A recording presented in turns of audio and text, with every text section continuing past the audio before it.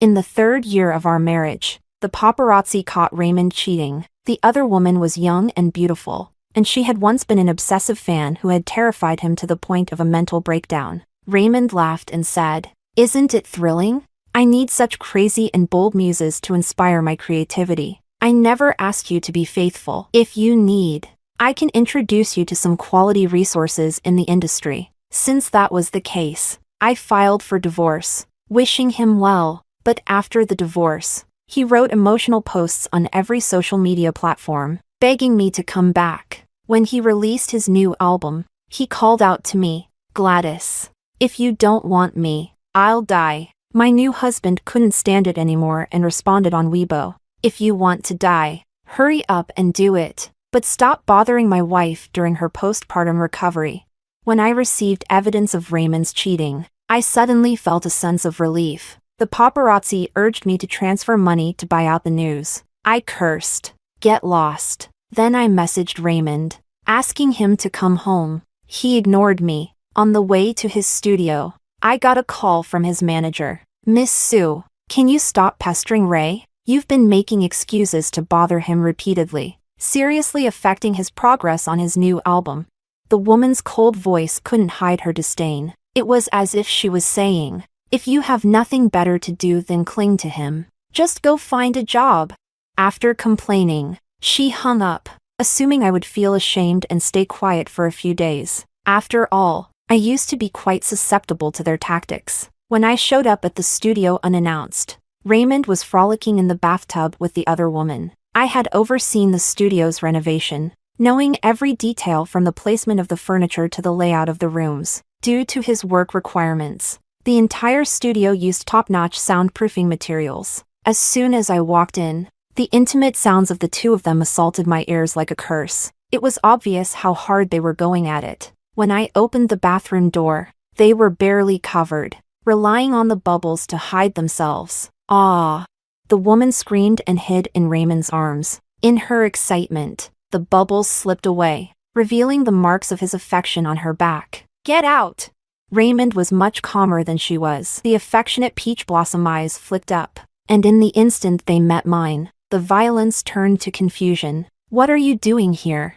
I gripped the doorframe tightly. "I'll give you 5 minutes. I'll be waiting on the couch outside." Raymond cleaned up and sat across from me. Wrapped in a towel, he preemptively said, "Baby, your presence here really disappoints me. Go home immediately, and I can pretend none of this happened." His tone of grievance and complaint made me somewhat dazed. I even doubted myself for a second. Perhaps the one caught red-handed cheating outside was actually me?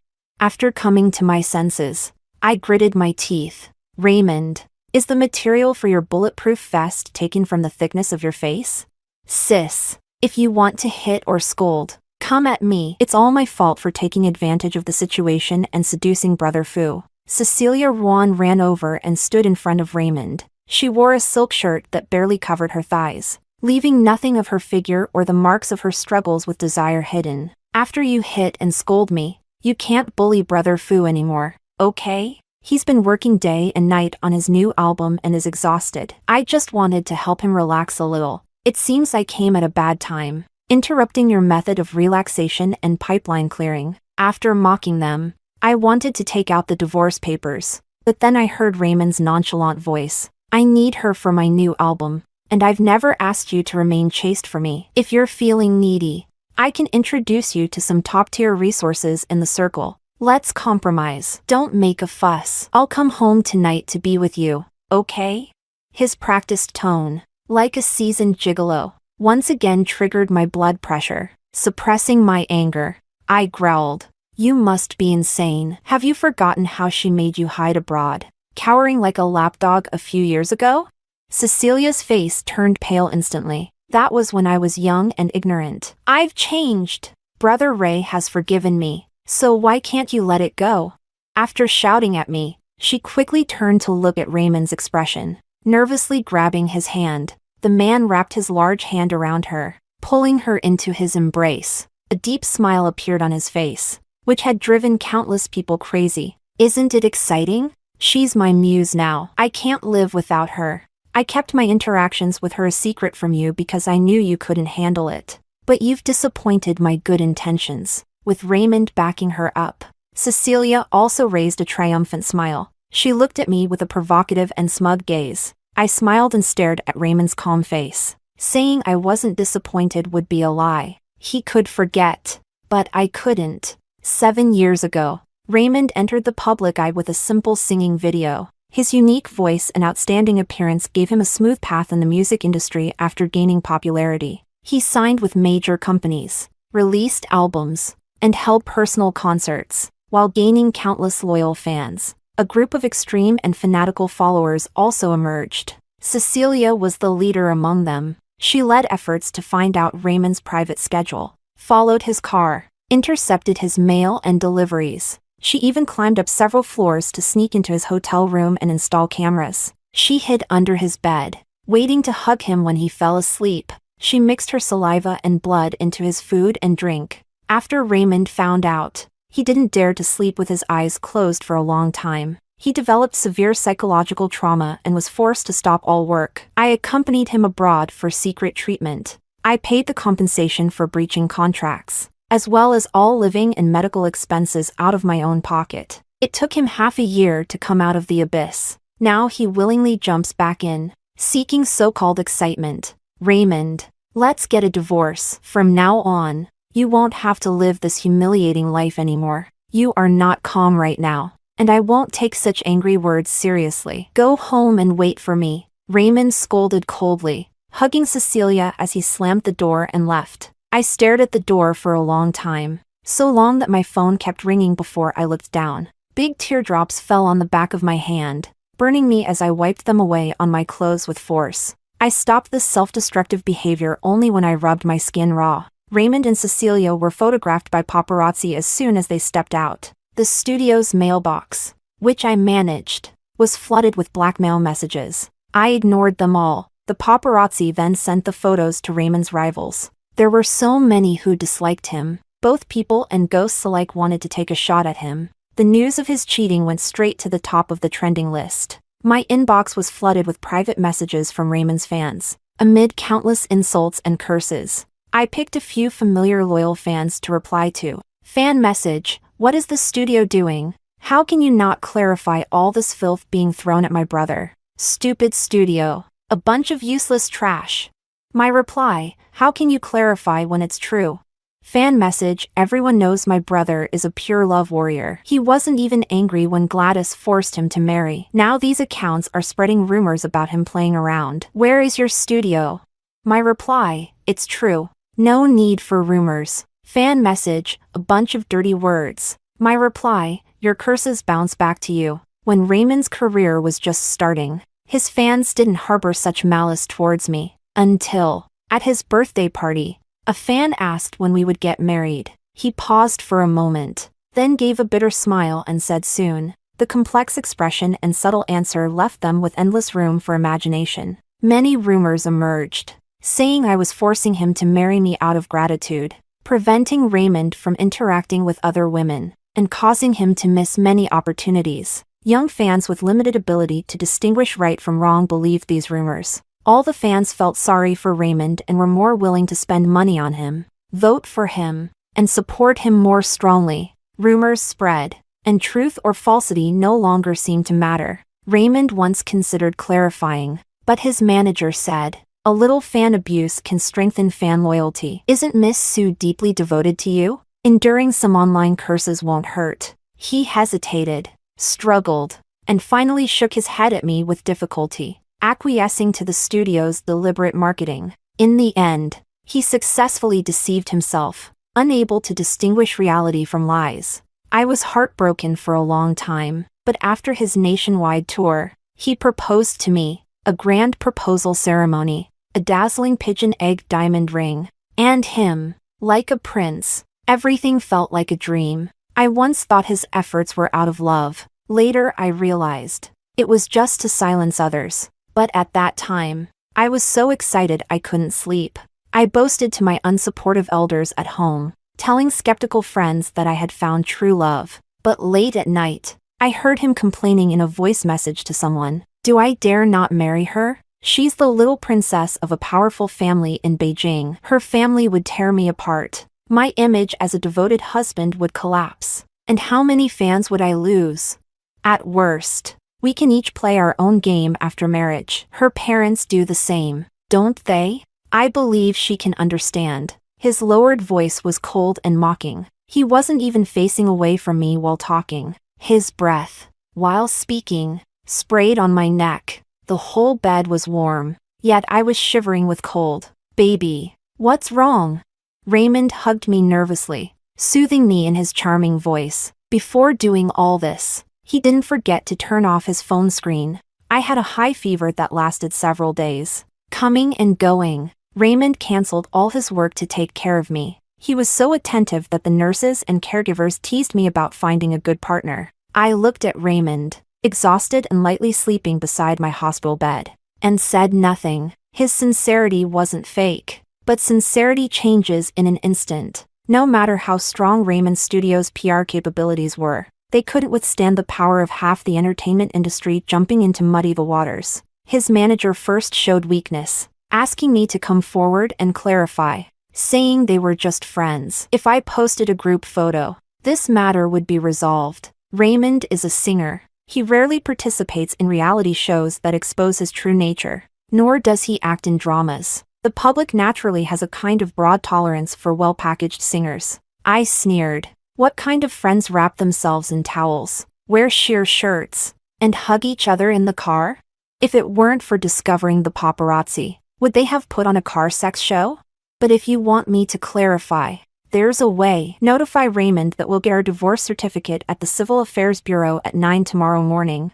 I don't know how she conveyed the message. The next day, I really saw Raymond at the entrance of the Civil Affairs Bureau, someone I hadn't seen for a long time, along with a huge filming team behind him. Raymond wore sunglasses, but they couldn't hide his haggardness. He spoke in a very disdainful tone. Are you sure you won't give in? This is the live divorce team arranged by Sister Lou. Once it starts, the whole internet will know we've split. If you want to regret it, it'll be too late. The filming team cooperatively aimed their cameras at me. It was as if he could make me lose everything with just a word. Raymond, Gladys, stop being pretentious. I'm giving you one last chance. Apologize to me, and I can let bygones be bygones.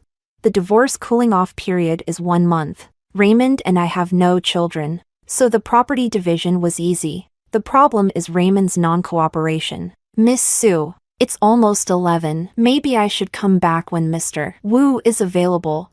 Sorry, my fault for not scheduling properly. I sent the lawyer away, and when I returned to the house, a tall figure came running from behind, grabbing my wrist and pulling me back. A strong smell of alcohol hit me. I reflexively slapped him. Raymond's head was knocked to the side, and he staggered, his tear-filled eyes red and terrifying. I only made the same mistake every man in the world makes. Why can't you let it go? Cece was right. You're just too petty. Can't we not get a divorce? Do you know how much this mess will damage my career? Gladys, give me one more chance. I promise. He got more agitated as he spoke, reaching out to grab me. Raymond, let it go. We're not suitable for each other. Together for 10 years. And you say we're not suitable? Raymond raised his voice. Then who are you suitable with? I won't interfere with you being together. I'll even help you hide the affair. Isn't that enough?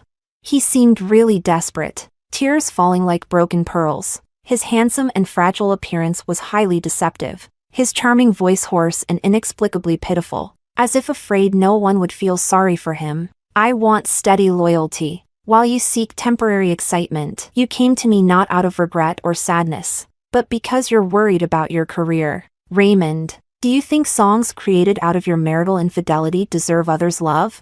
The man froze in place, his hands suspended in midair, emotions swirling in his bloodshot eyes. He was angry. After sharing a bed for years, no matter how calm he pretended to be, I could see through him at a glance. Cooperate in finalizing the divorce, and I won't interfere with your career. I don't know which sensitive nerve I touched. Raymond suddenly yelled. You've been waiting for this day for a long time, haven't you? You never wanted to be with me, Gladys. I won't agree to the divorce. Don't think you can destroy me and enjoy your life alone. The bodyguards who rushed over drove the frantic Raymond away. I frowned and returned to the house, seeing my father sitting on the living room sofa. At over 50 years old, he was well-maintained, lean, and elegant, making people forget how decisive and ruthless he was in the business world. If you need help, just say so. Don't get hurt over unnecessary people. The bodyguards just now were called by him. I remained silent. He sighed and turned to go upstairs. Dad. Thank you, I said with difficulty. I'm sorry I didn't listen to you back then. Admitting my failure was a very humiliating thing for me, but Raymond's actions forced me to expose my wounds and complain to others. When I first publicly got together with Raymond, my entire family opposed it. At that time, he had just signed with a company and immediately encountered a plagiarism scandal, causing a huge uproar and owing a hefty compensation for breach of contract. I used my family's connections to help him get justice, but this also brought him into my father's view. My father asked me to bring Raymond to have a meal together. The location was a star-rated hotel, and Raymond's face didn't look good even before entering the door. As soon as the private room door opened, my father looked him over for 2 seconds, without a hint of gentlemanly manners, and opened his cigarette case. Raymond hurried forward to light it for him, but my father avoided it. Dad! I pulled Raymond behind me, protectively saying, "He's my man." My father puffed out smoke. It's fine to play around, but marriage is out of the question. They say the young are impetuous. I directly flipped the table, grabbed Raymond, and walked out, leaving bold words that no one could tear us apart. Raymond shook off my hand halfway. Gladys, don't fall out with your family for me. It's not worth it. He hung his head, the hand with the bandage resting on his stomach, sounding as dejected as a stray dog. I said, Raymond, have some confidence. You're worth all the good. I won't give up on you, no matter how hard this road is. I'll stick with you. But the premise was that he had to be as determined as I was. As the heat continued to rise, Cecilia's information was dug up. She couldn't wait to make a high-profile move. On the day Raymond and I went to the Civil Affairs Bureau, she forwarded a luxury car and house giveaway on Weibo. She was active under various marketing accounts, eager to let everyone know she had succeeded as the other woman. Fans who firmly believed in Raymond's innocence either fell silent or rushed to her private messages to insult her. Cecilia took the opportunity to send legal notices to several of Raymond's old fans. She grasped the unprecedented heat perfectly. She even took the time to post vacation photos on her social media, with suggestive captions, leading people to find traces of Raymond in them. Just one glance and I knew the photos were from last year. Last year, Raymond was filming an on-location MV abroad, and the background in the video calls with me was identical to her pictures. When he was whining about how tired he was and saying it was fortunate I didn't come to suffer. Was he just getting out of Cecilia's bed? Were the souvenirs he brought back chosen together with Cecilia? When did they start hooking up? Was it when he told me he had hit a creative bottleneck and needed to retreat? Or when he said we should take a break while he traveled around the world? I dared not think further. My stomach spasmed, and I retched over the toilet. Are you pregnant?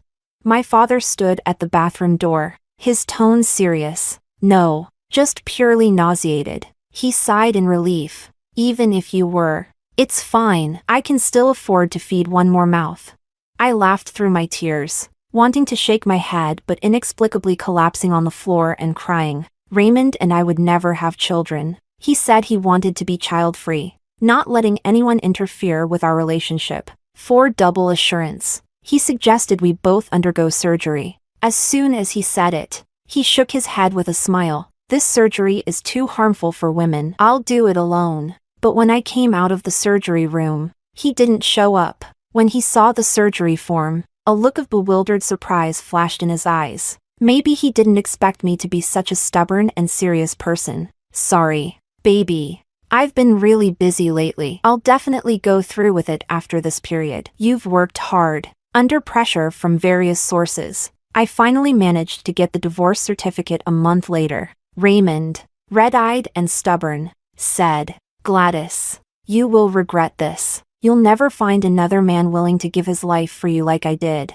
I sneered. None of your business. After blocking all of Raymond's contact details, he switched to several different numbers to harass me. Eventually, things quieted down a lot. I heard Cecilia was pregnant. He didn't care about the immense pressure on his studio. He directly announced his relationship with Cecilia on his personal account, along with a glaringly obvious pregnancy test. The comments were filled with countless aggressive remarks. Raymond seemed to have completely lost it, personally responding to and arguing with fans who insulted Cecilia. His blatant partiality completely ignited the fans' anger, and they began to boycott him collectively. Meanwhile, I set out to fulfill the dreams I had previously neglected, traveling across the country with my camera. I took abundant photos of landscapes and portraits, and even reopened an account I hadn't touched in a long time to share my photography work. The account didn't have much traffic initially, and it took a long time for posts to start getting noticed. Old fans recognized me. "Grandma, the blogger you followed has started updating again." I never thought I'd see new updates from Gladys in this lifetime. I remember Gladys was Raymond's diehard fan, right? She got famous photographing Raymond. So what do you think now that your idol has fallen? Upstairs. Your memory is mixed up. Gladys was photographing first, and then people got to know Raymond. Doesn't everyone know Raymond rose to fame by feeding off our Gladys? I scrolled through the comments, feeling surprisingly calm. The first time I met Raymond was at a cultural performance. A clean-cut boy in a white shirt and black trousers playing guitar and singing love songs. The spotlight solely on him, creating an unbeatable atmosphere. He looked good, but I had photographed many handsome men and beautiful women in school, so I didn't feel particularly drawn to him. Until one night, when I was being followed, he rushed out to confront the assailant. By the time I called the police, he was lying on the ground, stabbed multiple times and barely breathing. The doctor said his hand would never do delicate work again. He gave up the guitar and chose to compose and sing his own songs. The band he joined performed at an underground bar. When I went, the place was buzzing, the rock music making everyone's blood boil, with countless young men and women shouting the band's name excitedly. In the end, though, they sang a gentle, melodious love song. 6 months later, I returned to Beijing, but it wasn't the family driver who picked me up. It was a young, handsome man, tall, long-legged, broad-shouldered, and narrow-waisted, with a steady, gentle gaze and a gentlemanly manner of speaking. It was obvious he was sent by my father for a matchmaking session. If it had been before, I might have chatted with him a bit. After experiencing Raymond, I had a defensive and aggressive stance towards men, but on this trip, we didn't talk much, and it wasn't awkward. What do you think of him?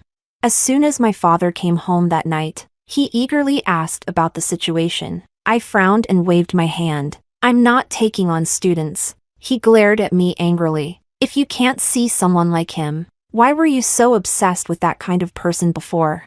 I didn't know how to respond, so I chose to go back to my room to catch up on sleep. Half asleep, the phone ringing woke me up. When I answered, it was Raymond's voice. "Baby, you're back, right? I've reflected a lot over the past 6 months and really know I was wrong. I don't need that kind of instant, useless excitement. I really can't live without you." His voice was hoarse, and I could hear suppressed sobbing. The whole atmosphere damp and sticky, like unpleasant weather. It made me feel repulsed. I slowly sat up. 6 months ago, hearing his voice would have made me nauseous. So much so that I couldn't stay in Beijing. Now I could ask very coldly and indifferently, "Mr. Wu, did you think I was planning to start a photography studio and wanted me to film your second divorce?"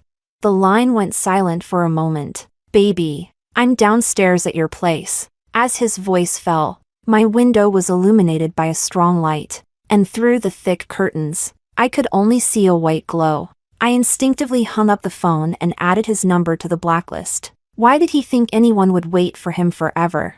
Raymond was back on the trending searches again. This time, he had been rushed to the hospital by a good Samaritan after attempting to slit his wrists. Cecilia, interviewed by reporters in the hospital room, cried hysterically, "I really wish some people would mind their own business and stop disturbing our family." That one sentence was extremely damaging. Numerous marketing accounts sprang up like mushrooms after rain, once again tying me and Raymond together. They detailed how I restricted Raymond's freedom when he debuted and forced him into marriage. They fabricated stories about my chaotic private life before being with Raymond, causing infertility, and claimed that Raymond had scheduled a vasectomy at a private hospital for me. Even Cecilia's miscarriage was blamed on me, alleging that I visited a meow village to cast a spell on her. It was so absurd that I couldn't help but laugh. Since they liked dragging me into their drama, I wouldn't disappoint them.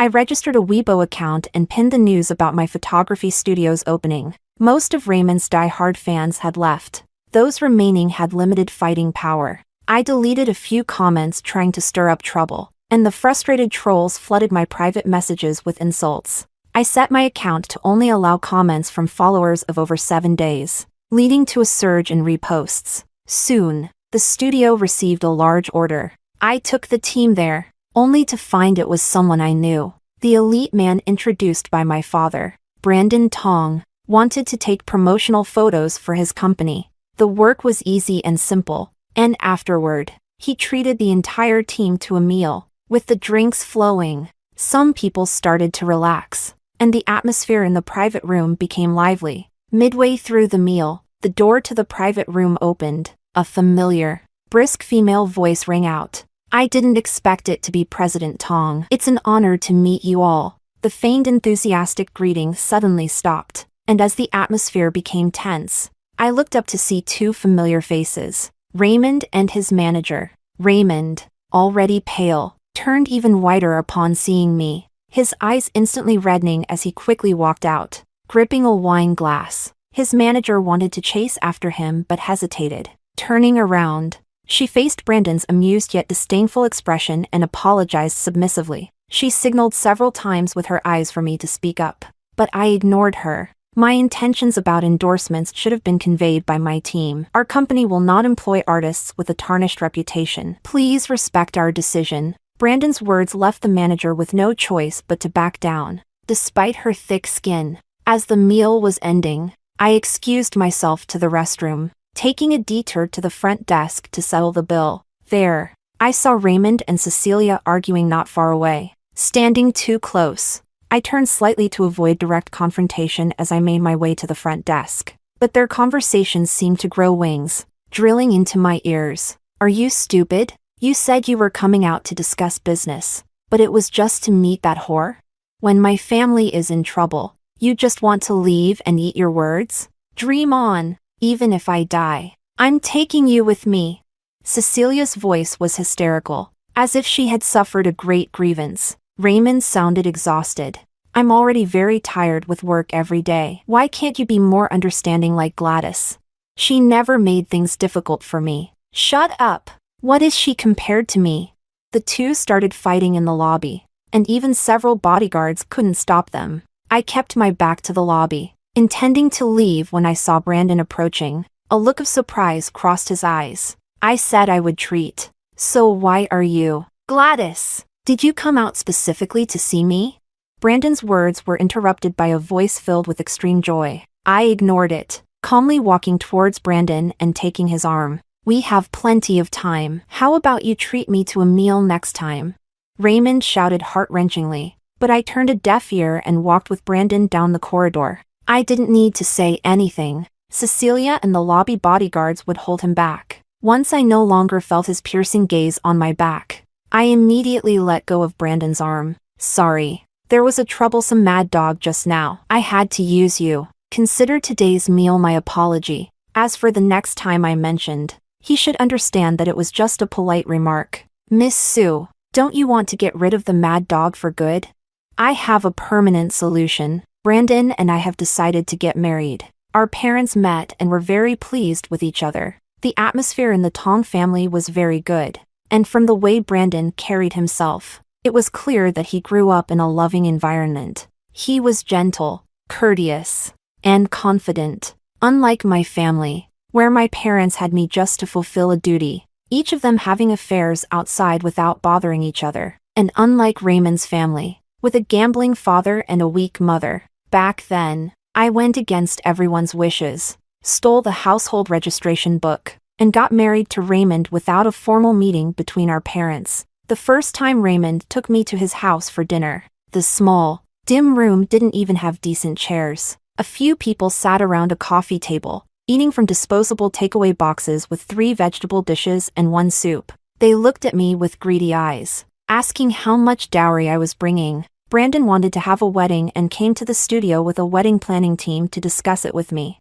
When I finished my work and saw the text message, it was 2 hours later. My assistant hurried over, panicking. "Sister Sue, it's bad. That lunatic came again. He's at the door arguing with your fiancé." Through the surveillance, I saw Brandon confronting Raymond. "She's with you just to spite me for abandoning her." President Tong, you're so busy, yet you still have time to play these childish games with her? Or do you actually like her? He seemed to have boundless confidence, acting arrogant even in front of my soon-to-be husband. Brandon remained expressionless. "Mr. Wu, your words aren't funny at all. Gladys and I are already married, and we will be holding a wedding soon. You should let it go." "Bullshit. Don't think that saying these lies will make me give up. She can only be mine." Raymond, agitated, grabbed Brandon's collar. The tension was thick, as if they would start fighting any second. I couldn't sit still anymore. I couldn't let Brandon get hurt because of this nonsense. "Baby, I knew you. Are you okay?" I forcefully pushed Raymond away, slapped him hard, and shielded Brandon, asking with concern. After all, I had a duty to ensure my partner's safety. Raymond screamed in despair. "Baby, I really know I was wrong. Just look at me one more time, okay? I didn't marry Cecilia. The child she's carrying isn't even mine. After you left, I really got a vasectomy. But I looked for you for so long and couldn't find you. Your family's company secretly sabotaged my career, and I was blacklisted for a long time. The Ruan family helped me and were almost bankrupted because of it. Everyone and everything you hate has received their retribution. Why can't you forgive me? Baby, weren't you always the kindest person?" Despite looking haggard, Raymond's face was still attractive. Otherwise, he wouldn't still have a significant number of fans. At this moment, he was using his looks to play the pity card with me, but seeing him like this only made me feel ashamed of the 10 years I spent on him. Kindness is for people, not for dogs. Raymond, you never thought you did anything wrong. Instead, you think I'm not generous enough, and you blame me for ruining your career and reputation. You keep coming back not to reconcile but because you need someone to silently support you, provide you with resources, and help you succeed. Get lost. I don't want to see you again. If I see you, I'll hit you." Raymond's chest heaved violently, his face turning red with rage. He gritted his teeth. "Gladys, you finally revealed your true thoughts. You never respected me. In your eyes, I've always been a freeloader, and now that you're moving up, you kick me aside. I'll show you with my actions just how much I love you." I clenched my fists, wishing I could punch him to death. "Just wait." The studio put up a sign that dogs and Raymond were not allowed entry. Unbeknownst to me, Brandon also took action against Raymond. The next news I received about Raymond was again trending on social media. He posted a lengthy message revealing Cecilia's past harassment of various idols and artists when she was a Sacing fan, the Ruan family's tax evasion, and at the end, he expressed his desire for me to return to him. "Baby, I'll get rid of my bad habits during creation. As long as you're by my side to supervise, I can regain my former glory." Brandon casually posted a vlog of our wedding on the official account. In it, we exchanged rings and kissed in front of countless friends and family. After that, he became a decisive figure in the business world, and I expanded the photography studio, receiving numerous collaboration invitations and gradually building a reputation in the industry. When people mentioned me, they no longer referred to me as the disgraced wife but as a recognized and respected professional. It wasn't until I fainted that I realized I was pregnant. Luckily, this shoot wasn't tightly scheduled. After learning the news, I slept peacefully and planned to inform my family upon returning home. I didn't expect to wake up and see Brandon. His usually neat hair was slightly disheveled, and his gentle, handsome face looked non-threatening as he leaned against a chair, staring blankly at the 4-bag. His body was here, but his soul wasn't. Seeing him like this, I couldn't help but smile. He woke up instantly. "You're awake. Are you feeling any discomfort?" I'll go get the doctor. I kept my eyes on him, not missing the flash of panic on his face. I quickly used my free hand to press him down. Brandon, afraid of hitting the 4-tube, remained stiff and looked at me uneasily. His lips moved, but he hesitated to speak. Why are you here? When you fainted, your assistant messaged me. Why are you trembling? Did the doctor tell you I have a terminal illness? No, but, he pursed his lips, his eyes welling up. Can we keep this child? I'll balance work and family, be there for them, provide the best conditions, and give them all the love. I was puzzled. When did I say I didn't want the child? Seeing him like this was rare. I secretly turned on my phone's recording function. After crying, Brandon was very aggrieved, saying he knew about my past vasectomy, thinking I didn't like children, so he was very careful. Upon hearing the pregnancy news from the doctor, he was both happy and worried. I didn't tell him about the fainting incident or the pregnancy after waking up. He thought I planned to secretly abort the child. This seemingly smart fool. Upon hearing the good news, my mother-in-law quickly booked a postpartum care center and a maternity nurse. For the first 3 months, I stayed home to rest as the pregnancy was unstable. Suddenly, my assistant called. Sister, check the trending searches. That mad dog Fu is using you for clout again. Her voice was filled with excitement. The homepage was filled with news of Raymond's return with a new album. An official account's interview video was widely shared, commented on, and liked. At the end of the video, Raymond pleaded, "I've really changed. If you don't want me, I'll die." At the time, he was under pressure from many sides, and his studio couldn't secure resources. After struggling for over half a year, they finally decided to dissolve. In the end, it was rumored that he went abroad to restart his career. I didn't expect him to come back to try to grab a share of the pie, without me having to do anything. The exclusionary entertainment industry started quietly arranging negative trending topics for him, so that the new fans enamored by his looks would know what a hypocritical scumbag he was. I glanced at it, intending to exit, but then saw an update from a followed account. Brandon had shared Raymond's interview with the caption, "If you want to die, go ahead and do it. Stop bothering my wife during her postpartum recovery." Side story, Raymond. Retracing my steps to debut, I realized how much Gladys had helped me back then. Rejection and suppression flooded me like a tide. There were so many talented and good singers.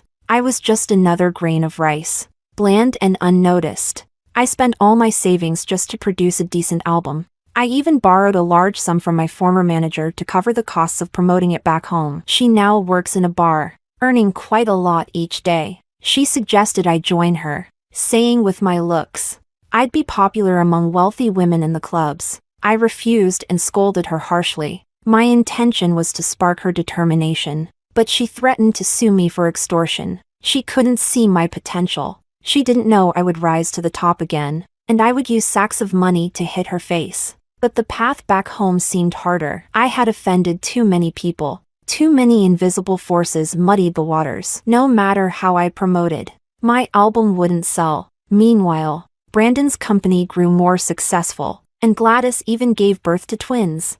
Those despicable people. To take revenge, I got involved with a female executive from Brandon's company. I tricked her into stealing company secrets, planning to flee with the money, but ran into a crazed Cecilia on the way. She chopped off my hands and feet. Blood sprayed on both of us, and the excruciating pain made me pass out. In my final moments of consciousness, I suddenly remembered the first time I interacted with Gladys. I had spread rumors in school that she was desperately chasing me. Her crazed pursuer sent people to harm her. I happened to witness the attackers. Initially, I wanted to run, but seeing her dressed in designer clothes, I chose to rush in and save her. At the time, I thought, luckily, it was my right hand that got injured since I was left-handed.